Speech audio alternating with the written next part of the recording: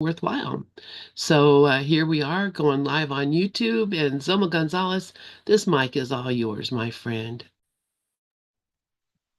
Thankful Thursday, family. And I hope you're still up for sharing because I have all kinds of stuff and nothing at the same time today. I I was it's been a good week, no details necessary.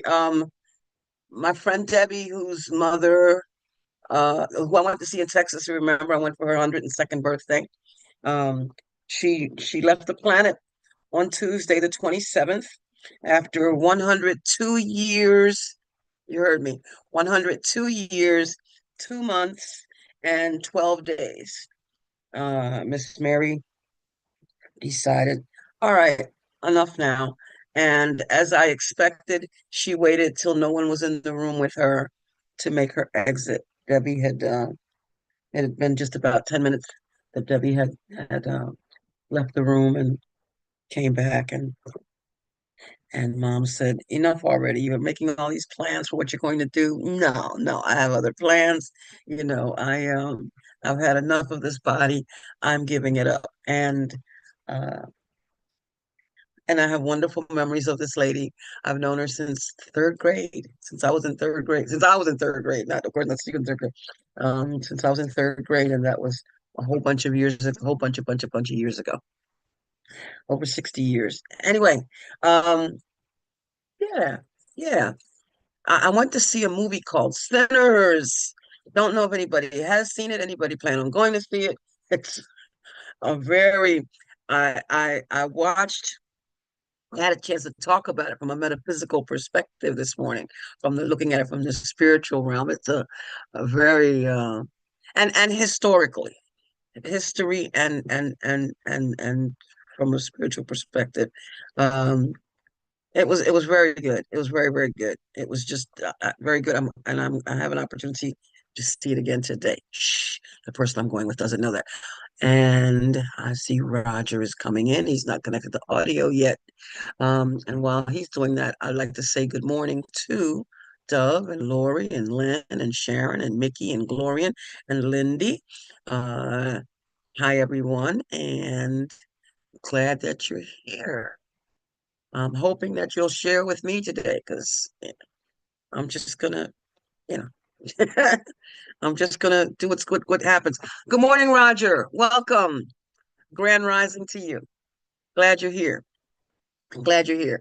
Um, we are talking about we talk about all kinds of stuff here. Of course, in Miracles Meet Science of Mind and other metaphysical teachings and all kinds of teachings. Roger, I was just bringing up the movie Sinners that I went to see on Monday, and how I got to look at that. Had a chance to talk about that this morning from a metaphysical perspective, and because no one has said, yeah, I saw it, or I'm not going to talk about the movie at all. You can go see a trailer and get an idea, maybe, but fascinating movie. So let's see where we are led today, and I'm looking for hands and people to share with me today. Please don't let me do this alone. Please, please, please, please. All right. Let's share screen. We'll start with that. As I said, we're talking about Course in Miracles Meet Science of Mind and other metaphysical teachings. Um, and those are the names of some of the people who are in some of those teachings, but I'm not talking about any of them today either. None of that today. None of that. I want recommendations. I'll be glad to give them. But in fact, right now I'm rereading The Four Agreements by Don Miguel Ruiz, um, which is in itself an excellent teaching, which reminds us uh, not to take anything personally.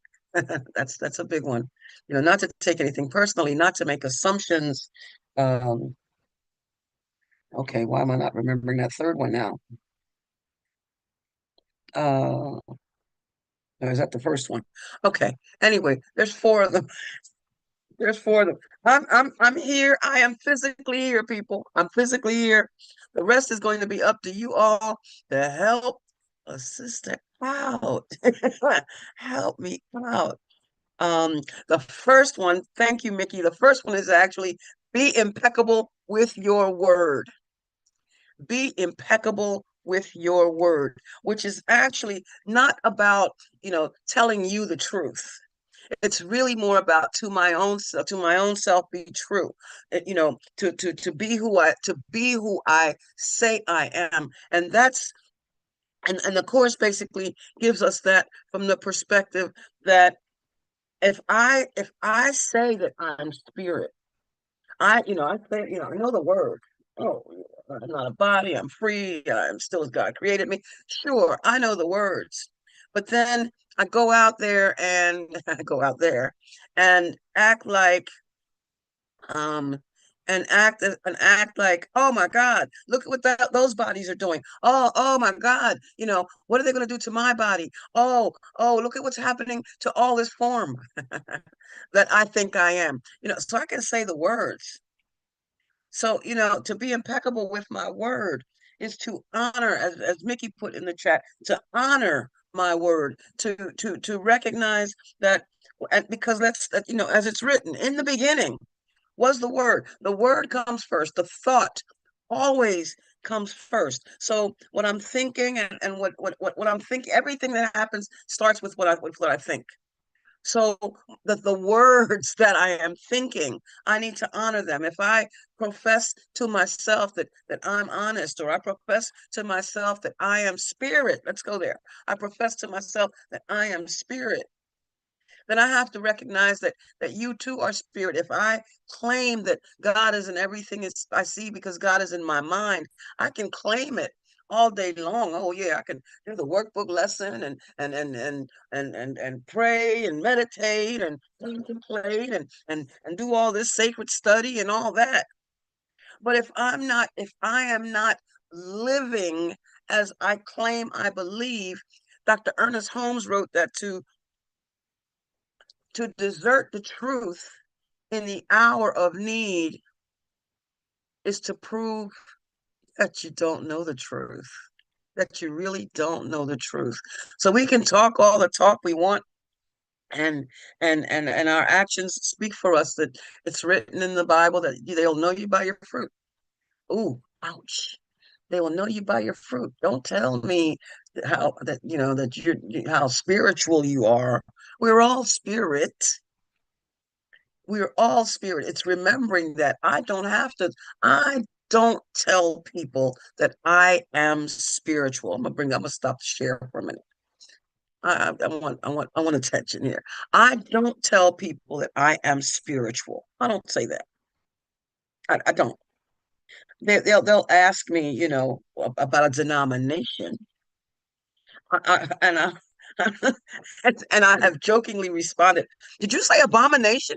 I've done that, because you know me, I do funny stuff, and to get that side eye. See, Mickey laugh exactly to get that side eye, huh?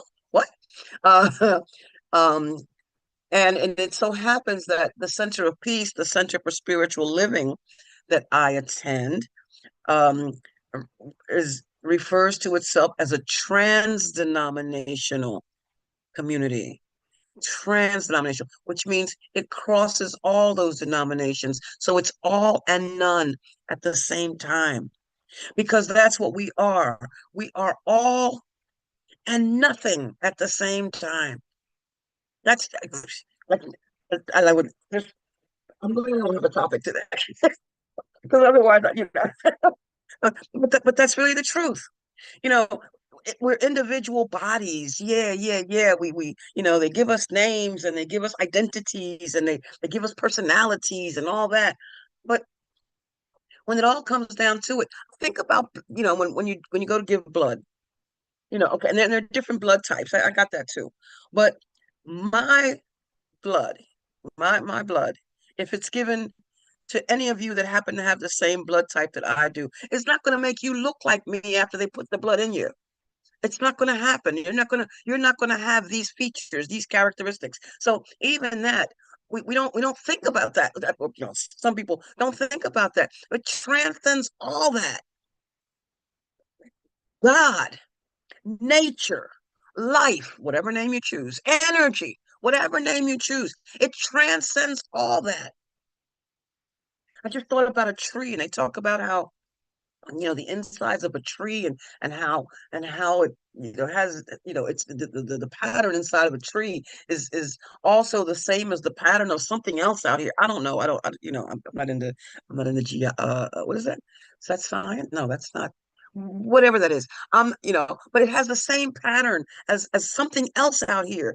Everything is everything is patterned in such a way that's beyond our understanding. It's way, way, way beyond my understanding. And I'm grateful for it because every day I wake up and I start out with thank you. The first song that plays on my phone is I Am Grateful by Clarence Drucker. And the words are, I promise in this moment to keep my heart wide open, wide open. So after the grateful, and I'm grateful, and after that, I say, oh, a new adventure. I look for what new adventures are coming today, no matter what it is. No, whether I'm at work, with my client, which I don't call work anymore. I call it serving. Whether I'm there serving and they have the television on and I'm seeing what's on the news. Oh, a new adventure. There's something new. Nobody can say same stuff, different day. I don't know how some people say, oh, how you doing? Oh, same stuff, different day. No, different day, different stuff. Hopefully you changed, some part of your clothing at least. Hopefully, at least. So anyway, so you be impeccable with your word. Honor your word. Be true to yourself. And if I'm true to myself, it's Shakespeare that said it. If I'm true to myself, then I have to be true to everyone. And I have to be true with what I say. When somebody comes to me, and they don't do that anymore, people don't come to me to gossip. Because my question is always, well, did you talk to them about that? Did you tell them about that? Because I certainly can't solve whatever it is what's bothering you about that. I, you know, Gossip per se.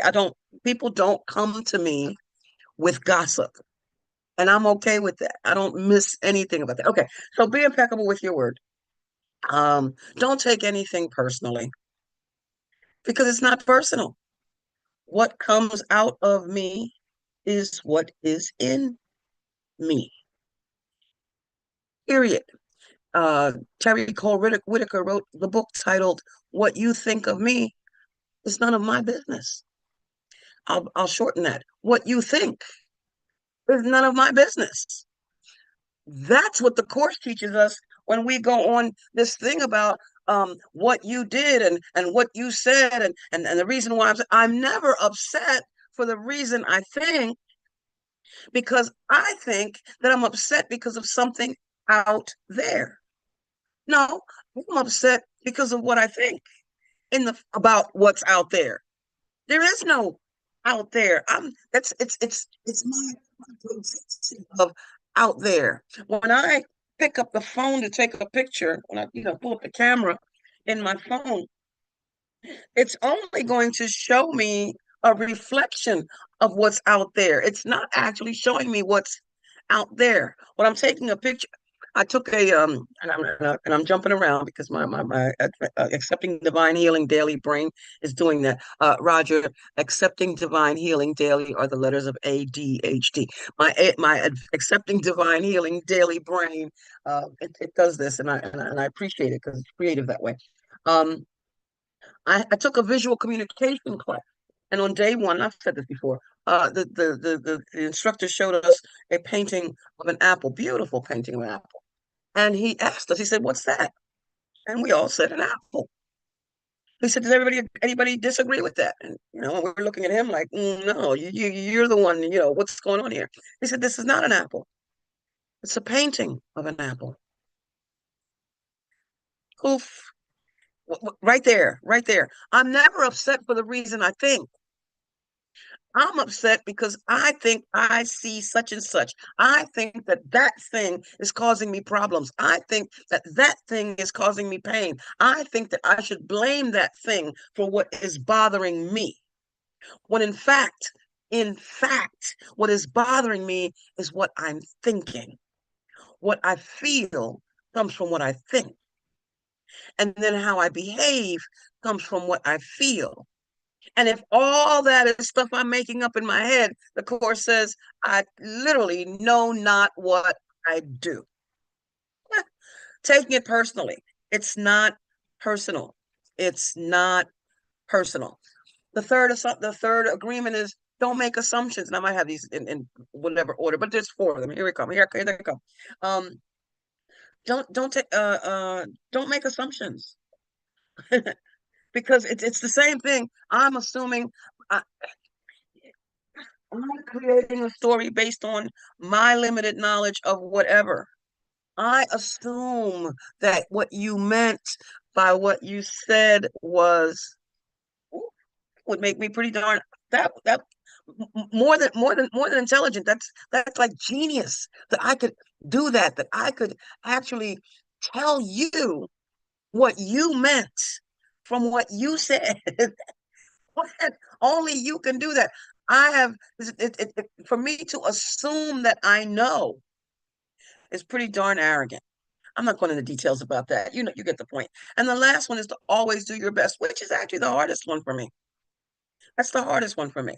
Always do your best. I admit I don't always do my best. Sometimes, oh man, I'll do just enough. I'm tired. I don't feel like it today. Uh,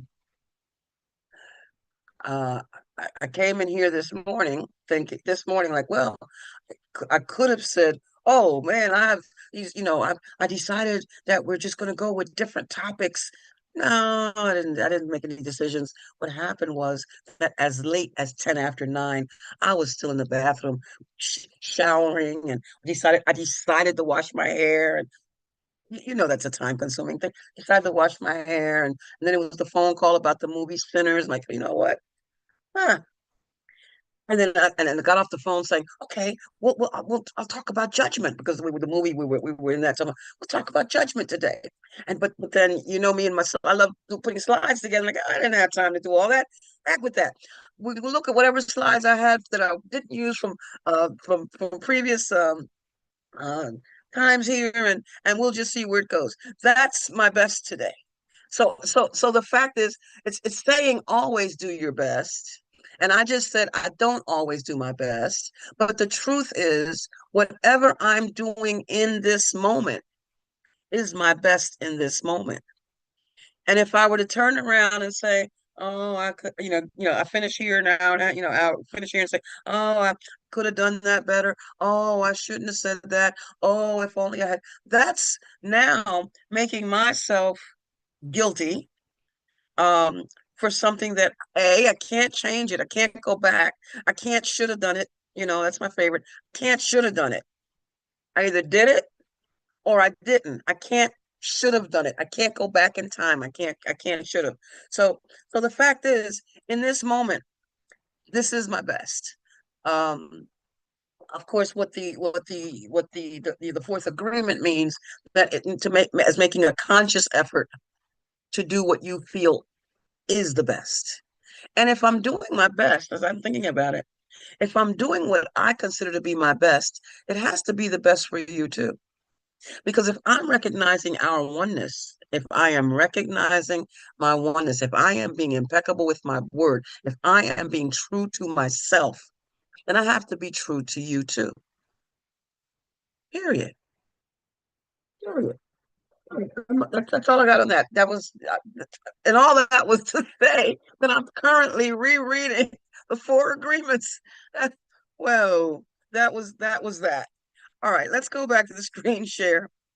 And anytime anyone is ready to jump in and work with me with this today, I would be grateful. Family, the one thing that I have to remind us we should daily train our thought to recognize the spirit in everything we do, say, and think. And the reason why I keep saying this over and over and over again, because I forget over and over and over again. We forget over and over and over again. We'll leave here and turn around and something we'll let something take us to a place where we don't want to be. We say, I didn't want to go there. Yes, you did, because you went there. Mickey has her hand up. Thank you, Mickey. Go ahead, love. I love you, Zulma. You too. But what you just said before, whatever we're doing in this moment is the best we can be doing, is so perfect. And how do we know that? Because that's what we're doing. If we could do any better, we would be doing it, and this goes so well with what I want to talk about later. I hope you're here because uh, I think you'll totally get it. But that, yes, whatever we're doing right now is the best we can be doing. And we so have to remember that. And that is forgiveness for ourselves, Yes, yes. which is so important.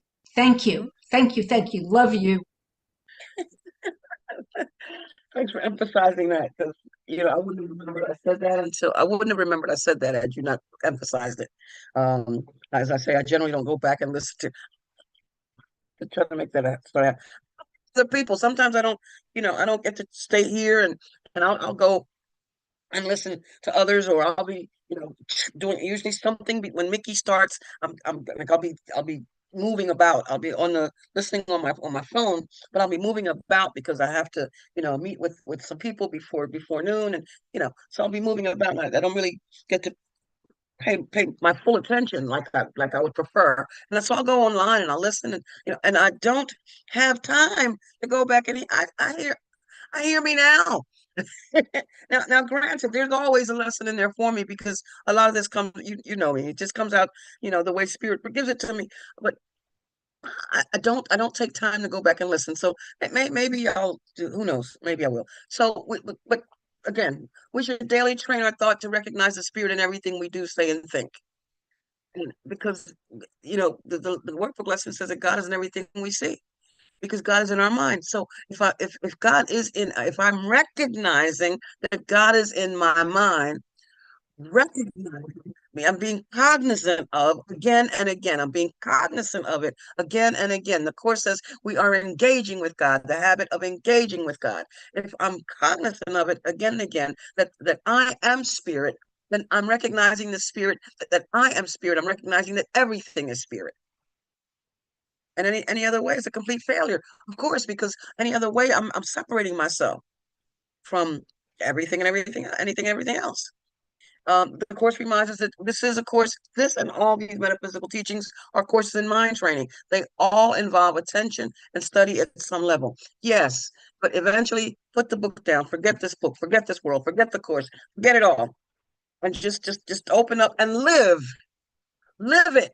Go live, go be free, go live your life, go live what you learned. If you say this is, I used to be very actively involved in a 12-step program of Nicotine Anonymous. And every Monday, because meetings, they only meet on Monday, they only meet, they only, and still do online, but they only meet on Mondays. And I would be there every Monday, faithfully, first for myself, and then for whoever I could serve, to whomever I could be truly helpful. And I listened. A lot of the people there, um, are are most of them. In fact, I was one of the very few whose only program was Nicotine Anonymous. And a lot of people there go from meeting to meeting to meeting to meeting to meeting to meeting to meeting. And they spend their lives, their entire lives, going from meeting to meeting to meeting. And I'm thinking, so when do you get to practice what you're learning? When do you get to practice it? All these workbook lessons, the Course, the first part is the theory, and the second part is the practical. But practical is to practice. Granted, I'm practicing my mind, I'm practicing training my mind. But again, what I'm doing is coming from what I'm feeling and what I'm thinking. So I'm training my mind so that I can then let that move into how I'm feeling, so I can then let that move into how I am behaving, what I'm doing. What I'm doing comes from what I'm thinking. So if I'm spending and I'm speaking, I'm not there. If anybody here or anybody's listening happens to be one of those people who goes from meeting to meeting to meeting, I'm not I'm not speaking that. I'm talking about for me. For me, I won't know if I've got it until a situation. If I am focusing on patience, that I have a desire for patience, if impatience is my thing, and I am asking for guidance, I'm seeking guidance for patience. You better know, I'd better know that a situation is going to present itself. A situation is going to present itself requiring patience. Somebody's going to show up in my face. It could be on the news. It could be in the car that cuts me off. It could be that person who just doesn't like the way I look. It could be the person who decides I'm in the supermarket and just as we're both getting to the line, here I am and here they come. If I'm desiring patience, a situation is going to present itself for me to utilize, to practice, to practice this patience, because patience is not a thing you do. Patience is something that you feel. And it starts, and what we feel comes from what we think. Can't say that enough. What I do is coming from what I'm feeling is coming from what I'm thinking, and what I'm doing is coming from what I'm feeling. So all that together. So sure, all learning involves attention and study at some level, but for me, I can't sit here all day. And Lord knows I would love to. I would love to just sit and listen to everything and everybody all day long. I would love that. I would. But I can't. The rest of life happens. As I said, I was in the shower. I wasn't listening to this in the shower, wasn't. Um, there are times when you just need to quiet down. I heard Lynn say earlier that, on Wednesdays, I mean, it may not be only on Wednesdays, but one of the things that she makes it a point to do on Wednesdays is to take time to meditate. Shut it all down. You have to. We're asked to just be still.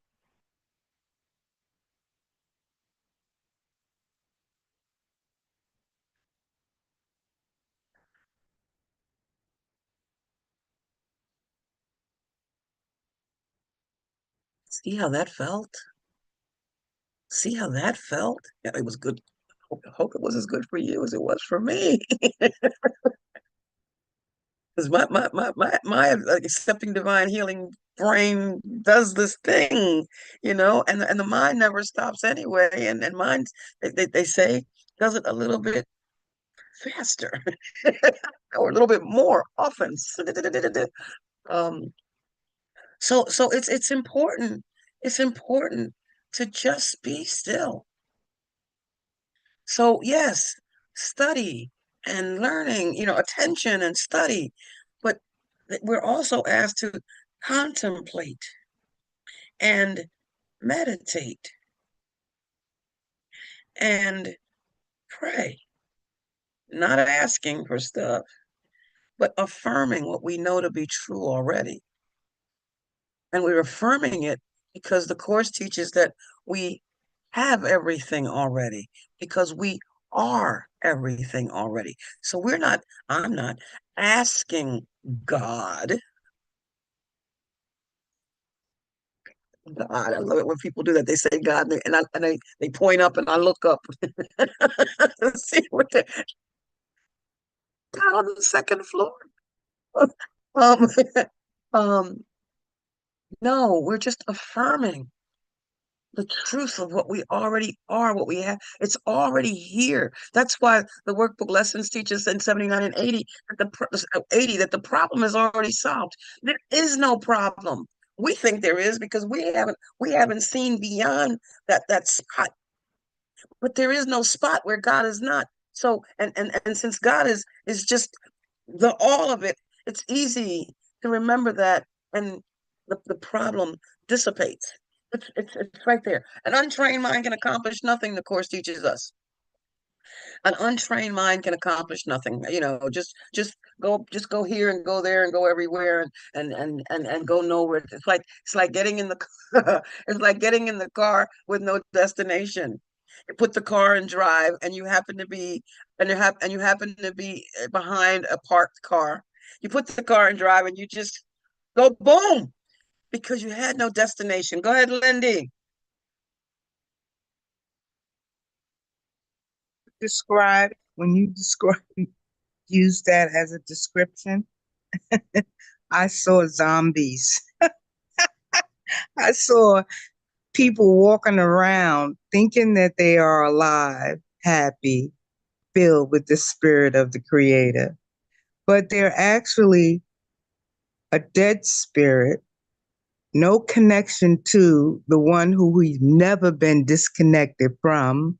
And they're just walking around like zombies. Thank you. And that's interesting because there's only one spirit. There's no such thing as a dead spirit because there's no such thing as death. Ah, there's no such thing as death. And even, when you talk about what you're calling zombies, that movie, the TV show, The Walking Dead, let me go there for a moment, the Walking Dead. Um, so we know it's a television show, and we know that they are quote quote real people pretending to be dead, which is what we do, which is what we're doing. We're pretending that we die. We're pretending that somebody dies. We're pretending that they are no more. We're pretending that we are separate. We are pretending that something is wrong. We're pretending that it shouldn't be this way, and we are causing ourselves so much pain with it. We are causing ourselves pain with our pretenses. And what are we doing? Attempting to suck the life vampires. We're attempting to suck the life out of life painfully. Oh, why is this happening to me? Why not you? What is it happening? What is it that's happening to you? Nothing happens to you because you're not the victim of the world you see. You invented this. It's not happening to you. In the four spiritual kingdoms that Michael Beckwith wrote about. He says there's that the first kingdom is that victim kingdom, the victim of to me. It's it's all happening to me, and I have no control over it. And the second is by me. It's happening by me. I am I am in it's I'm involved in what's happening, but I'm still not to the place where I recognize my allness in it. And then the third kingdom, it's happening through me. It's it's it's my life, and it's coming. These things that occur are happening through me, like the wind blowing, but kind of like thinking that I'm separate from the wind. Like the wind is coming through me, but the wind is out there, and then it's out there, but it's through me. But then finally, the fourth kingdom is as me.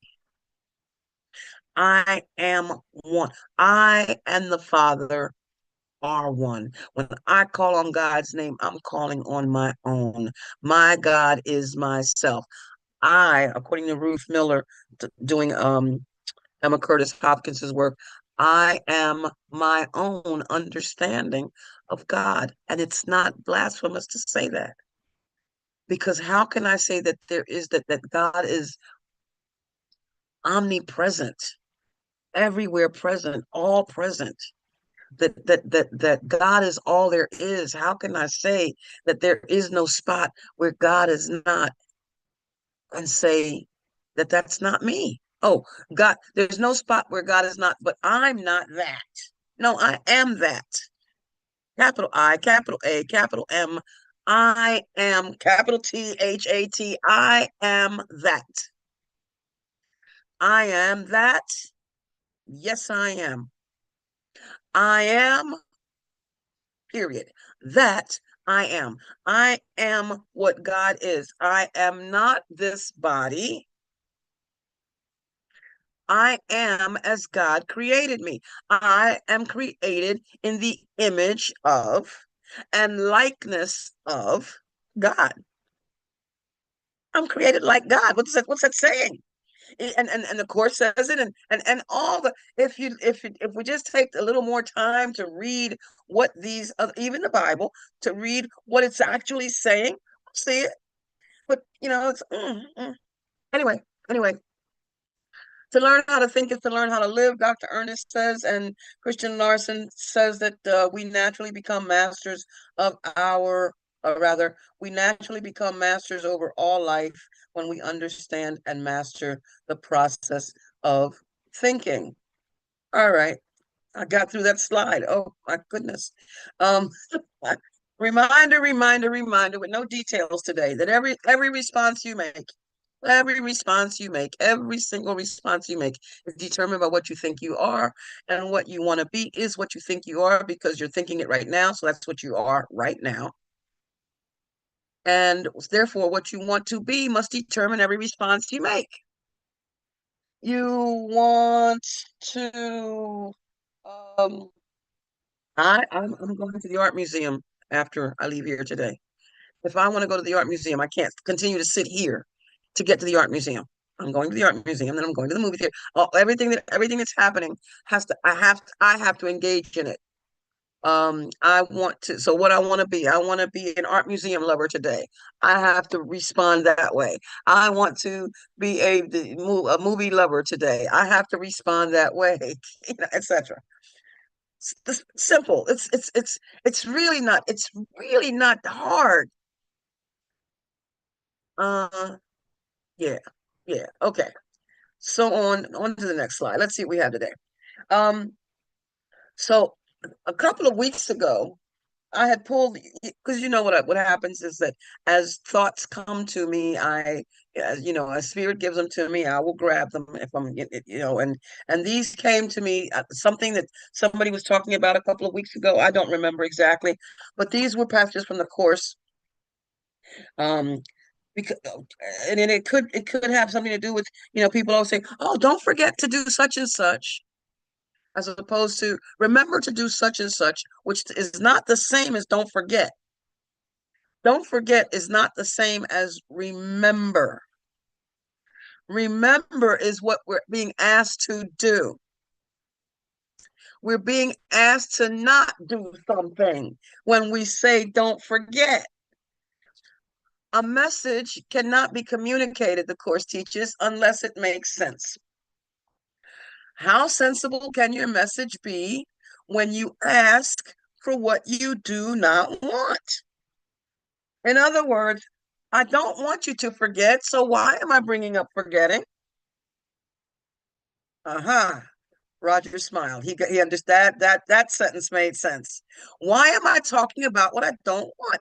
I want you to remember to do such and such. So why? And trust me, I'll do it to people. And they'll, well, that's what I said. No, and they'll say, don't forget this. Oh, you want me to remember to do such? Well, yeah, that's what I said. No, what you said was don't forget. I can't help it. It's fun for me, and sometimes people look at me like you're so picky. No, I'm not picky. I'm trying to say what I mean and mean what I say. The course is this is what the course is, reading and studying this course has done for me. It says use only these 3 words. Do only that. Do only that. This simple statement is perfectly clear, easily understood, and very easily remembered. How sensible can your message be when you ask for what you don't want?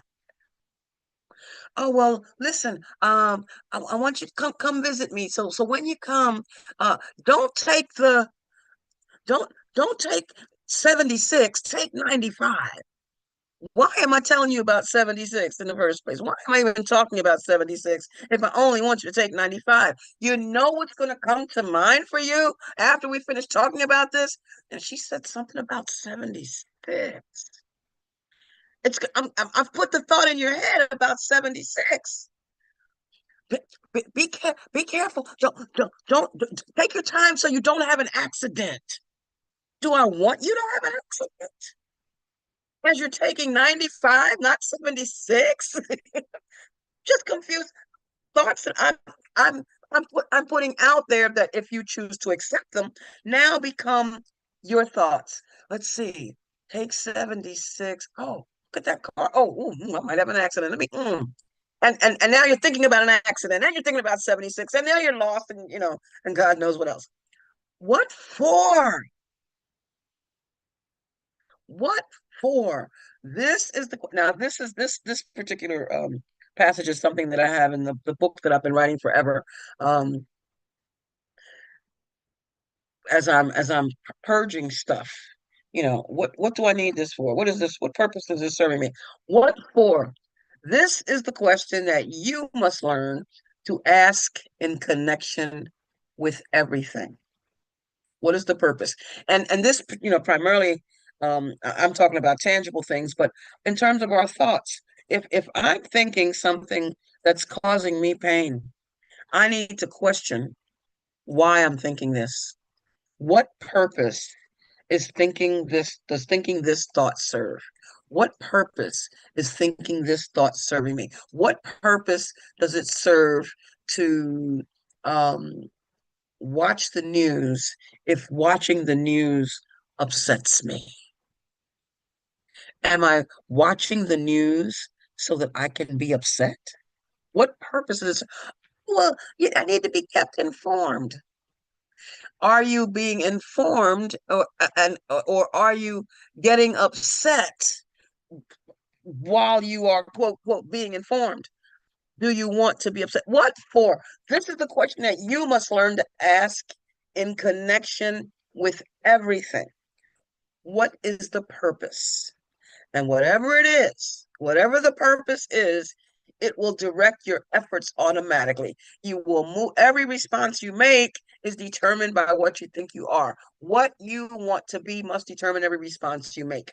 When you make a decision of purpose, then you have made a decision about your future effort. I'm going to stop right there. Emmett Fox, in his book, The Mental Equivalent, he writes, he writes, and he says, change your thoughts and keep it changed. Ouch. Not for 10 seconds or even 10 days, but steadily and permanently. Then you will build a new mental equivalent. The name of the book that he's writing from is The Mental Equivalent. Um, the problem, the course says that the sleep of forgetfulness is the unwillingness to remember. Unwilling to remember. I really don't. Oh, I forgot. Well, yeah, that means I chose not to remember. If I am making a decision of purpose, if I am making a decision of purpose, what for? I am doing this because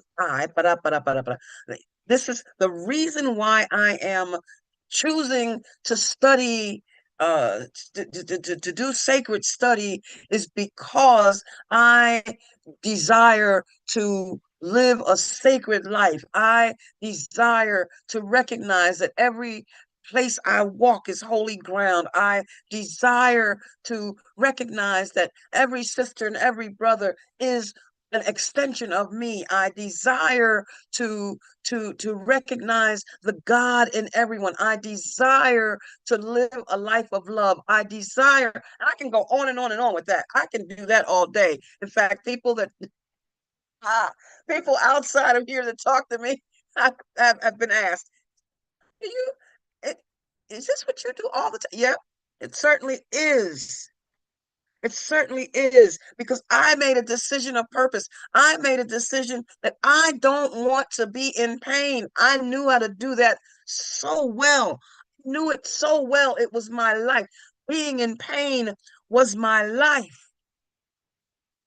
I thought that that's the way it was supposed to be. Poor me, because I was indeed the victim of the world I saw. I was inventing a world where I was the victim, where I was always the, it was always your fault. You were to blame. Well, actually, it was my mother. It was always mommy's fault. She did it, what she didn't do. And it was always something out there and somebody over there. And it was never me. And how could this happen to me? And where was God?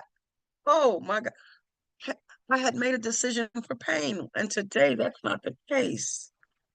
I have made a decision for inclusion. I have made a decision for unity. I have made a decision for oneness. I have made a decision for love. I have made a decision to laugh in joy. I have made a decision to be there to enjoy you laughing in joy. That's the decision that I have made.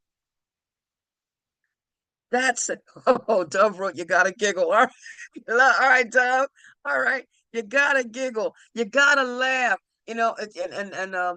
My friend Callista, one of the practitioners at the Center of Peace, one of the licensed practitioners, um, she says, have that belly laugh. She says to smile, to giggle, and to have a belly laugh. Yeah, yeah. These are decisions, and that feels good. Even as I'm saying that, it feels good. It makes you just want to, kind of go off camera and say, just to have a good laugh. Go look in the mirror and watch yourself laugh. Watch how much fun that is. I don't care what you're feeling. I don't care what you feel. I don't care what down moment you're in. I don't care how much you think you've lost. You've lost nothing because you are everything and you have everything. But I don't care where you are in whatever situation you're in.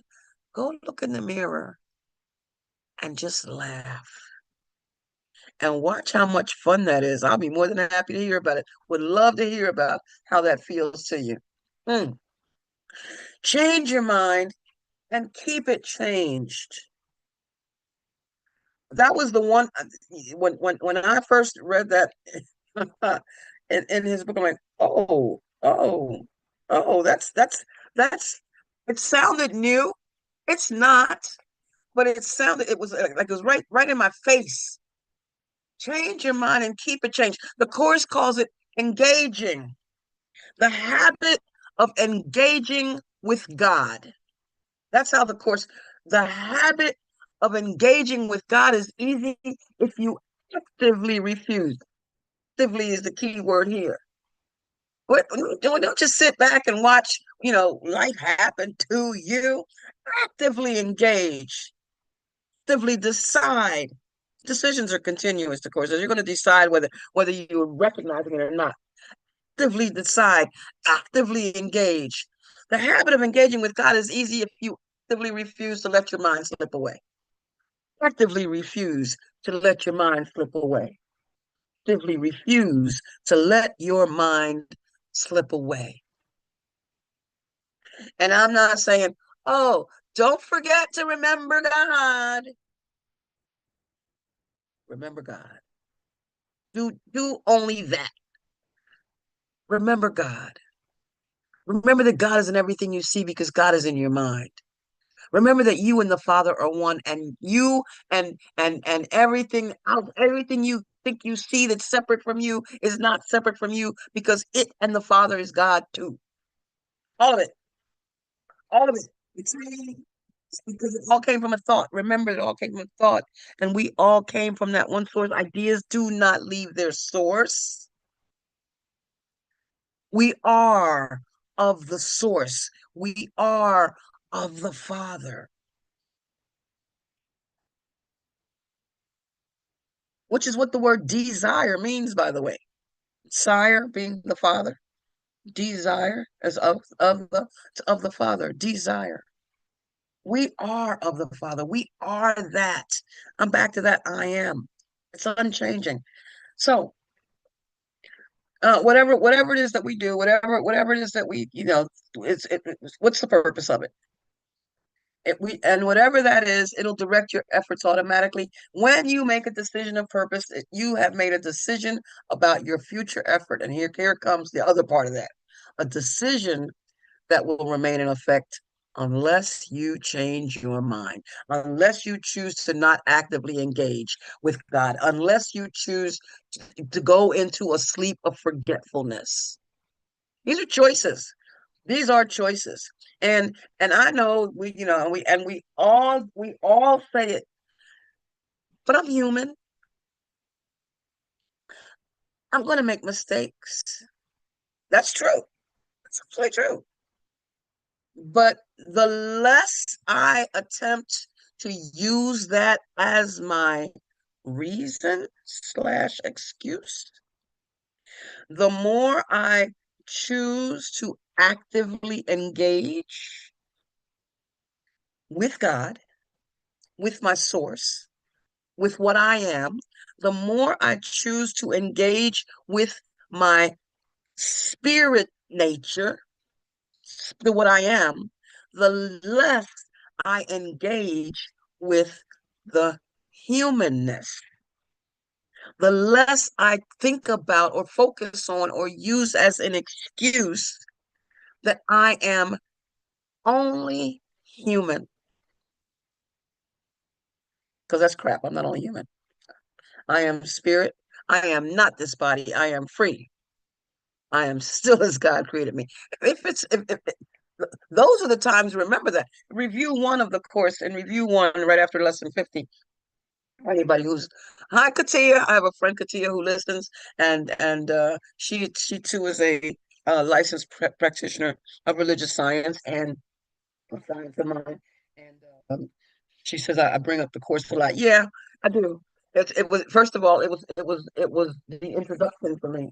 Um, so I'm more inclined to reference the course.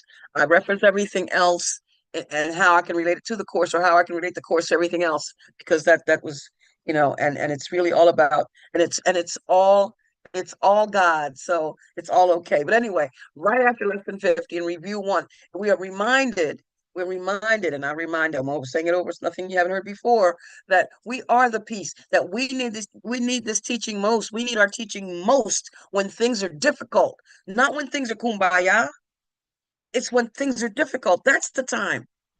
That's the time. It's not, oh yeah, I know I know the good I ought to do, but I'm just not going to do it. Um, in the Bible is written, uh, what is it? Be a doer of the word and not just a hearer. Being a hearer and not a doer is like one who looks in the mirror and then walks away and forgets who they are. And somewhere else it says that he who knows the good he ought to do but doesn't do it sins. And that's the way the Bible says. Okay, basically, he who knows the good that they know, he who knows the good he ought to do and doesn't do it, just makes a mistake on purpose. Just makes a mistake on purpose. Oh, I know I should turn right here to get to so and so's place, but I'm going to make a left instead. Come on, does that make sense? It doesn't make sense in simple terms, in terms of just driving somewhere. Yeah, I'm going to get there in 1 minute, and I have to turn right here, but I'm going to turn left instead. That doesn't make sense.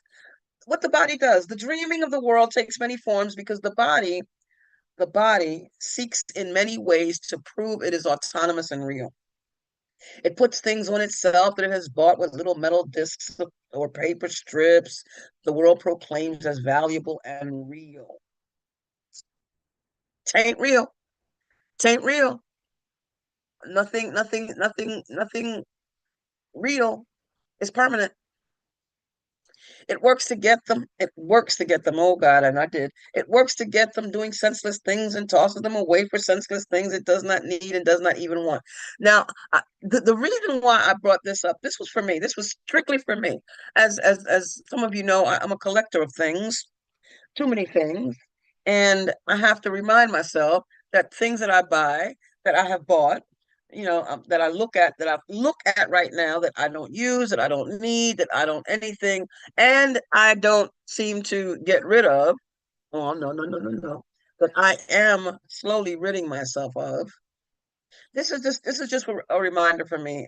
It doesn't even have a colored background. This slide, no color. It was just and I don't even remember when I pulled this up. It works to get them doing senseless things, tosses them away for senseless things it does not need and does not even want. It hires other bodies that they may protect it and collect more senseless things than it that it can call its own, as if buying another book is going to make me smarter. Buying a book doesn't make me smart. Reading, first of all, could read the book and then give the book away. That would help. No, I want to read the book or read part of the book, think I got the gist of the book, put it on the shelf so that when you see all these books that I own, you can, oh my God, Zulma, you're so smart. Look at all these books you read. Well, I'm not going to tell you I haven't read a whole lot of them, but I'm going to, just to, because we do things for appearances. That's why it's written, judge not by appearances. But what we see with our physical eye isn't real anyway. It's just not real.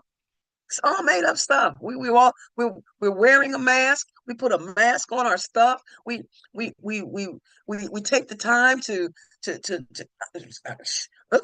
I'm dressed up a little bit today. A little bit of makeup and put on some pretty colors and a little extra something something. It's facade. It's the facade. It's not what I. They do the same thing to the corpse. Wait a minute. I'm coming off screen for this one.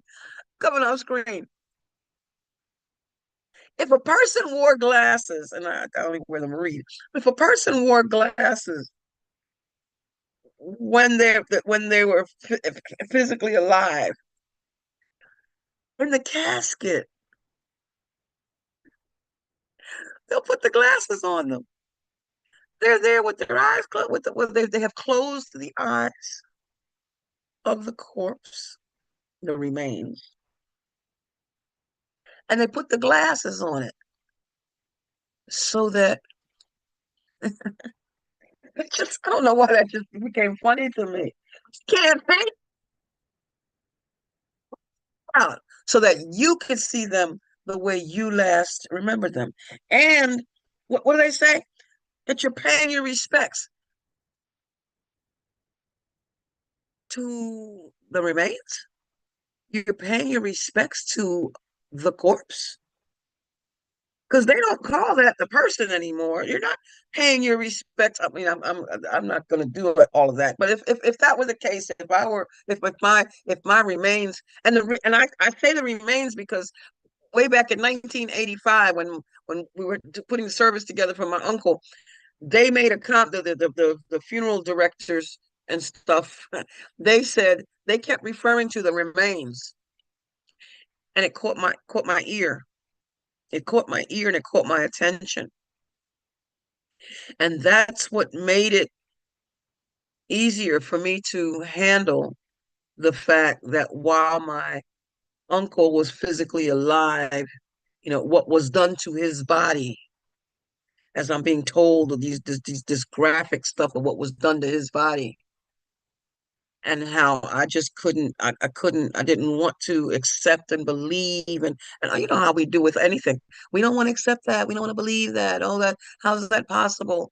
But when they said the remains, when I say the remains, I'm not trying to be cold. I'm not trying to distance myself. I'm not trying to um when I'm talking to my friend Debbie right now about her mom, Miss Mary, I'm not referring to Miss Mary as her remains. I'm not doing that with Debbie.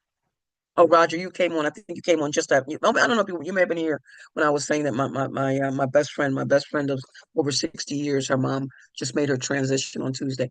Um, uh, left the body, just left the body. But I'm not referring to Miss Mary as the remains. I'm just saying Miss Mary, Miss Mary, Miss Mary. I'm not saying your mom either.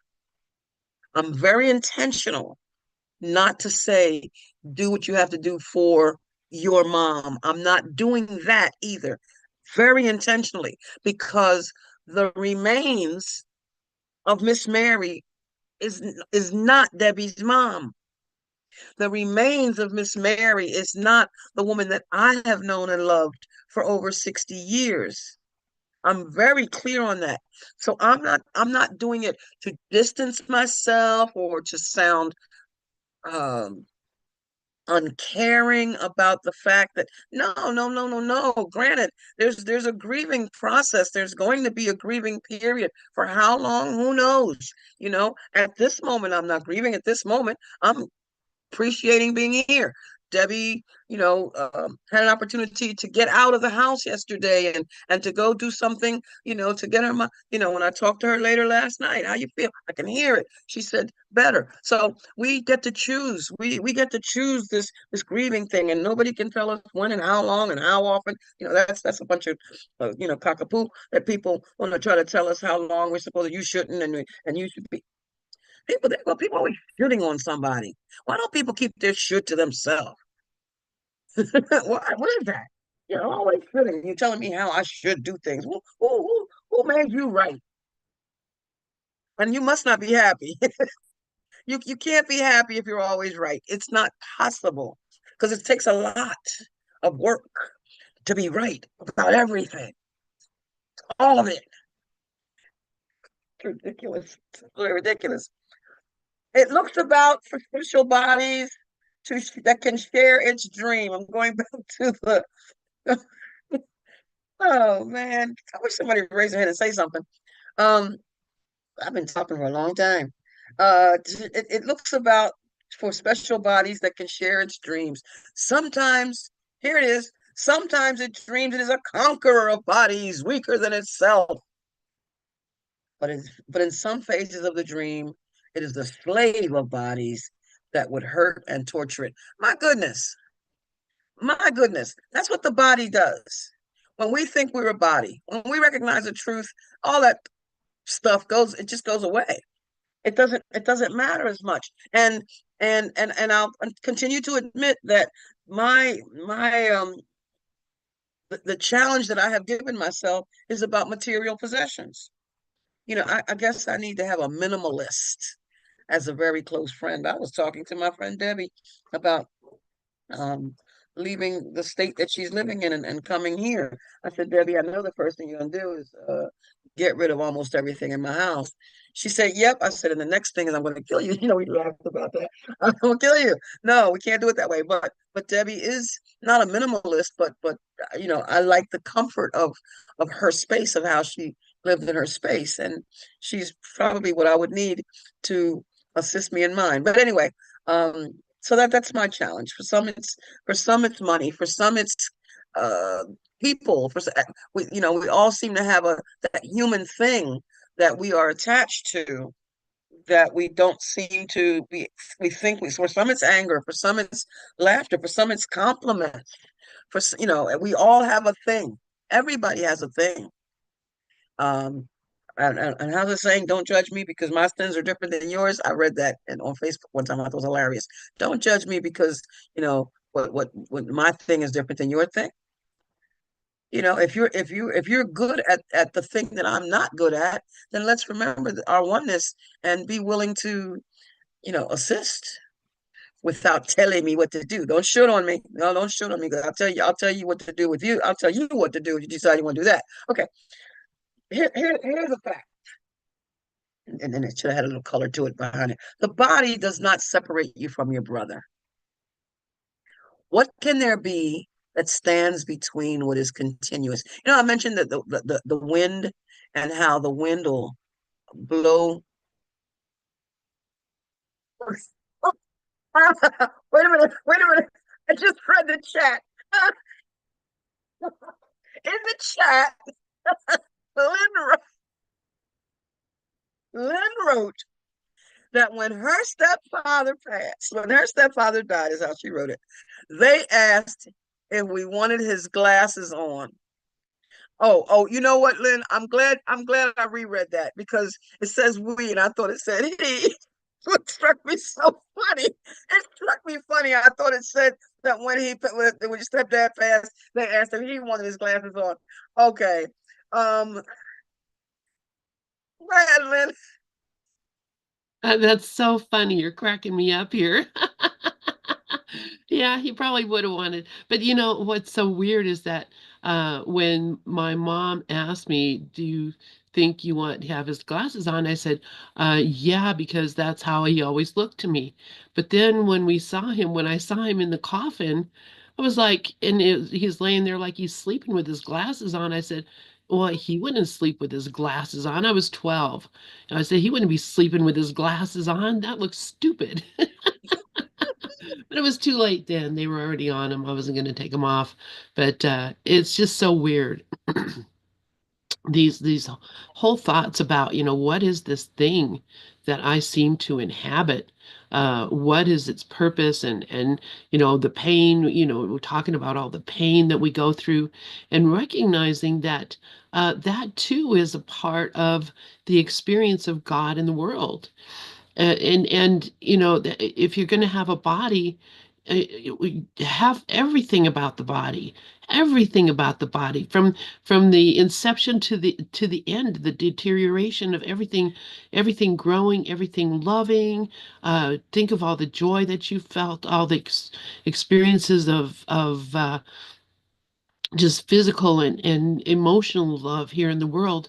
Those are all great things that God loves, but everything else God loves too. And we're all experiencing it as a part of this total experience of, of God's joy at being alive. God's joy at being alive. Every time I've been so sick, I thought I was going to die. I was still in joy because I was alive and experiencing every moment as that joyful thing. So, I think, the message I'm hearing this morning and today is so clear, that, this body is not a burden. It's not a prison. It's not a broken thing that, is outside of God's love. Because how could it be? How could anything be outside of God's love? And so if I'm experiencing sickness, that's part of God's love. That may not be to the world looking at, other people looking and saying, well, that doesn't seem very loving to me. Uh, what harm is it doing? What terrible thing is happening to me because of it? Nothing. Nothing is happening to me because of any aspect of the body. Nothing is happening to me uh, because of any aspect of the world, the government, society, religion, uh, school, education, work. None of those things have any effect on me, what I am. They're just conditions of of of life. And life is love. All life is love. God's life is love. So it's not outside of love. None of the things I experience are outside of love. They couldn't be because nothing is outside of God. So, that's what I've just came to understand. I was talking about, my meditations yesterday and just getting more and more and more uh, uh, inclusive of knowing the love of this life, just knowing the love of this life and recognizing that if I'm not experiencing the love of this life every moment, I'm actually letting God down. If you know what I mean, I'm like, I'm not disappointing God because God could care less, but I'm not doing what I'm here to do. I'm not living the life that I'm here to live. And every moment that I reject the life that I'm here to live is a moment that I'm not going to get back. I'm just going to have to re-experience it over and over and over until I just see that nothing but joy exists. Nothing but joy is possible. And that's all that is. Anyway, thanks for letting me share. And I think you just reminded me of that story about when my stepdad died and they asked me, did you want to, did you want the glasses on? And it's such a horrible time. It was such a terrible time for us, my mother and I, when that happened. But then, I have to laugh now at it was just, it was just one of those things that shows you what you think is real is not. So, a dead man wearing glasses is ridiculous. Anyway, I'll turn the mic back to you. That's funny. That's the truth. By the same token, they curled my grandmother's hair when she passed, and in the and I didn't know that was going to happen. And in the casket, I started just pushing her hair back because she wore her hair plainly. I'd never ever remember seeing that, and and I had a traumatic moment because when I when I touched my grandmother when she first passed. Um, at the hospital, I had touched her. She was still warm and all that. And, the body was still warm and it was still supple. And then in the casket, I see this, this curly hair. That's my grandmother, and I went to push her hair back and it was this cold stone. Oh, that was a thing. So then I grabbed the handkerchief or something but I pushed her hair back. But it's like, again, it was real to me then. That body was real to me. I know better today. But not that I still wouldn't have pushed your hair back. And not that you could, if you had a choice, Lynn, that you would take the glasses off. Whatever. But it's, but at least today we know and we can chuckle about it. Okay. The body doesn't separate. That was hilarious to me though. And then let me go into the chat where Dove had written talking about different things. I watched the news because I want to see all the others who are guilty. Yeah, they've done a lot more wrong than I have. I have a chance of getting off free. Kill them, not me. Interesting. And Mickey continues. Wait a minute. This is between them. Between them. Mickey wrote, "Kill them, not me." And then Dove wrote, "Yeah, they deserve punishment, not me. I'm innocent by comparison." Yeah, because the ego's always comparing. Ralph Waldo Emerson wrote that imitation is suicide. It's suicide.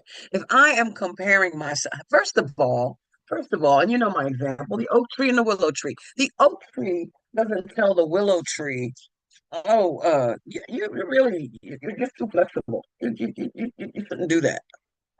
And the willow tree doesn't say to the oak, "You are just so stubborn. You're just too rigid."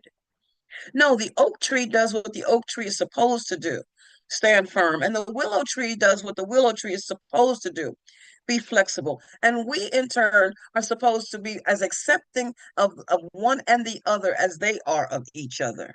I accept you when you're flexible. I accept you when you're being firm. I accept you when you're taller. I accept you if you're shorter. I accept you if you're darker. I accept you if you're lighter. I accept you if you're being sweet as all, and just saying all the wonderful things I want to hear. And I accept you when the stuff that's coming out of your mouth, I prefer not to hear.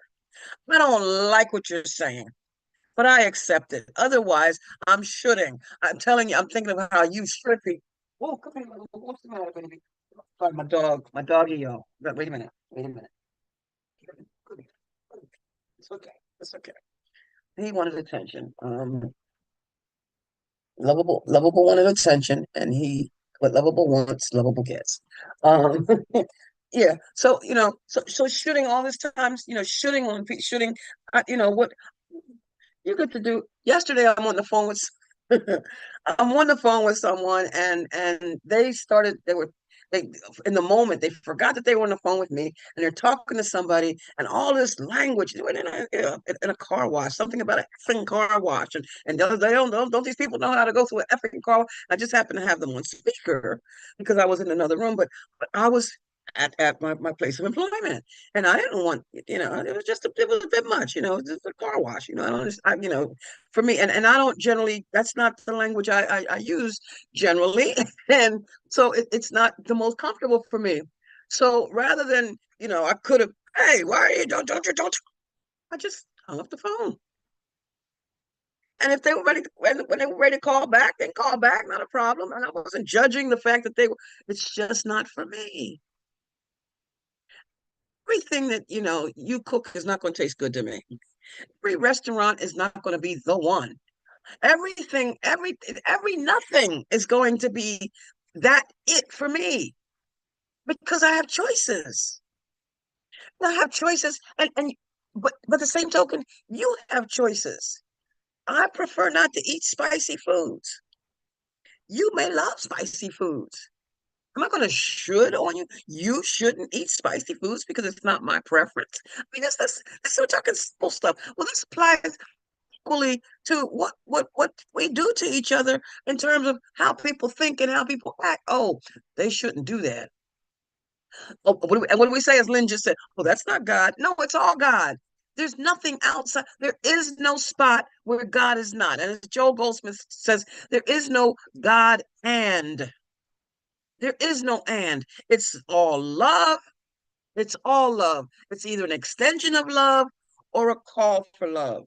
An extension of love or a call for love. And from what Lynn was just saying, it says if you want health, you must cease to think sickness and fear, and you must get the habit of thinking health and harmony. There can be no sickness without fear, which basically means that even though we may have these conditions, I have conditions. I have, my brain is diagnosed with ADHD and my body's diagnosed with type 2 diabetes and blood pressure this. And then when I fell down the steps and got the nerve damage, I can sit here and go through this list of things. But you can't look at me and say, oh, she looks like she has ADHD. Oh, she looks like she probably has diabetes. You could tell, she come on. What are we doing? Why? Why are we wasting all this wonderful now on what we think should be or should have been? Oh my God. We're this is the only May 1st, 2025, 10:48 a.m. Eastern time that we'll ever have. This is this one right here. I choose joy. And you can choose whatever you want. I'm going to support you in it, but how the court says, I'll uphold it as long as it's true. I'll uphold the truth with it, but I'm gonna support whatever way you decide to go. Support you in it, but I'm not going to agree with it unless it's true. And if it's true for me, I mean, if it's true for you, it has to be true across the board. The truth is true across the board. Going back to that passage that I was just on the screen reading, the body does not separate you from your brother. What can there be that stands between what is continuous? Continuous. There is nothing in between. And if there is nothing in between, how can what enters part be kept away from other parts? Again, if it's true across the, what's the matter, lovable? Maybe boy, relax. If it's true across the board. When that wind blows, I was talking about, and you're standing in front of me or next to me, that wind is blowing through, coming from, seemed like it came from behind me and came right through me, and it's coming through you too. It's coming for you too. It's the same wind, and it's doing the same thing to me as it's doing to you. Now, because of the difference in our body composition, it might feel colder to me. It might feel colder to you. Whatever. But it's the same wind. It's the same God, the same spirit that motivates and moves and that breathes everything that we are, the sameness, the sameness. But we want to get all upset because somebody doesn't look like you, or they didn't think like you, or they don't act like you. And what a waste of time. What God has willed for you is yours. He has given his will to his treasure, whose treasure it is. That's us. We're the treasure. Your heart lies where your treasure is, as his does. You who are beloved of God are holy, that is, completely blessed. Because you are everything. You are everything, and everything is you. Hey, holy, blessed. Everything. I mean, that's a lot. Thing. Oh, that's the last slide I have. I don't think that's the last slide I have. I'm gonna drop screen because I thought I had something else, and maybe I didn't. Um, but that slide said that you are as old as the universe because matter cannot be created or destroyed. On the deepest level, you are the universe experiencing itself as human for a little while. Maybe I will show that. Yeah, yeah, yeah. You are as old as the universe. So don't get upset when somebody calls you old. Right? Yeah, as a matter of fact, you are as old as the universe because matter can't be created or destroyed. On the deepest level, you are the universe experiencing itself as a human for a little while. And in the course, I don't know if I can find that right now. Oh, I thought I was sharing and I didn't. I wanted to show that again. Um, but in the course, it it refers to God as the universe. Let's see if I can find that. So if God is the universe and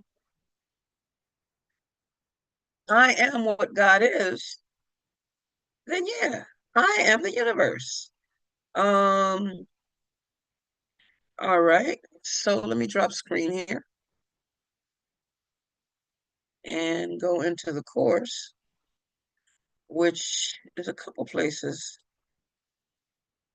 It's in chapter 11. Let me share screen. Share screen, share screen. Come on. Oh, lost my Zoom altogether. Here we go. Share screen. I love doing this. I love the confusion sometimes. Um, it reads, it reads, there are no beginnings and no endings in God, whose universe is himself. Can you exclude yourself from the universe or from God, who is the universe? And then it goes a little further down. It says, there is no end to God and his son, for we are the universe.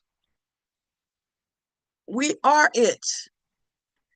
We talk about, I mean, granted, no world in the sense, because if we would talk about the world, like what whose world? Your world, my world, my world has a little doggy sitting behind me. There's a little doggy sitting behind me. Your world may not. My world, oh, the doggy who is actually trying to, what's the matter, baby boy? I know what's going on with him. He hasn't had breakfast yet, but neither have I. So, um, Roger, meet lovable. Everybody else knows lovable. Meet lovable. um, we are the universe. We're it. We're it. Uni means one. Verse means word. One word. One word. I'm gonna call it God. Or one word, call it energy, or one word, whatever you choose to call it, doesn't matter what you call it. But recognize that truth. Recognizing what I am, what I am, what I am, that I am, that I am. Jesse Jennings is another quote. Whatever faces us, we have what it takes because we are what it takes. We are it. I am that. You are that. I and the Father are one. I and the source are one. And so are you. And there's no and there. You and the source are one. It is all just one. I'm out of words, I guess. I don't know. I'm out of words. I can find more slides. I can do that. Um, I can do that. but I'm looking at another slide. It says from a course, those who perceive and acknowledge that they have everything have no needs of any kind. You were given everything when you were created, just as everyone was. Everything means everything. Everyone means everyone. It doesn't say everybody, by the way. It says everyone,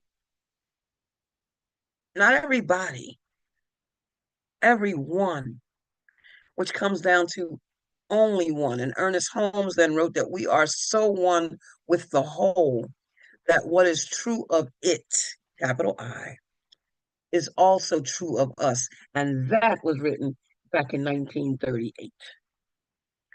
So it just a reminder over and over and over and over and over again that it is just that the oneness of it all is where the peace resides, that the recognition that God is what I am, that I am what God is, that truth is the truth because it's true across the board. It's true for me and it's true for you.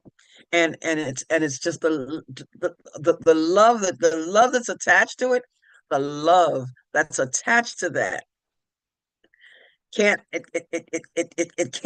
it can't be separate. It can't be threatened. It can't be taken away. It can't be because it is all there is. And I love, Joel Goldsmith, he says, trying to define God, and Lynn brought that up in her own way. We can't define God. We can't say that something is of God or something is not of God. If there is no spot where God is not, then what can there possibly be that's not of God?